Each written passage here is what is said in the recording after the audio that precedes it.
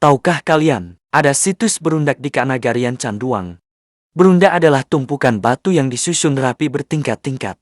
Kalau dilihat dari kasat mata, bangunan ini seperti kuburan dengan batu nisan besar tinggi menyerupai menhir. Tapi tahukah kalian, ini adalah kuburan Tuanku Lareh Canduang. Siapakah Tuanku Lareh Canduang ini? Gelar Lareh adalah gelar yang diberikan kepada orang yang sangat berpengaruh di sebuah daerah.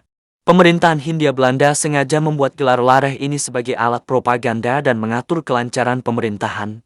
Arti kata orang kepercayaan pemerintah yang langsung berhadapan dengan masyarakat.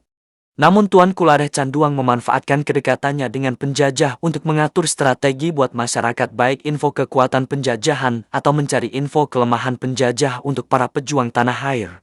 Arti kata gelar Lareh ini kalau di zaman sekarang gelar setingkat bupati. Kalau kalian mau tahu di mana lokasi makam ini berada di Kanagarian Canduang, masuk ke kiri dari Jalan Bukit Tinggi Payakumbuh.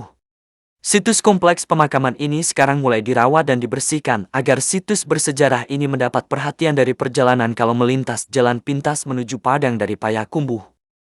Follow terus akun Motovlog Sumatera Barat agar tidak ketinggalan update cerita selanjutnya.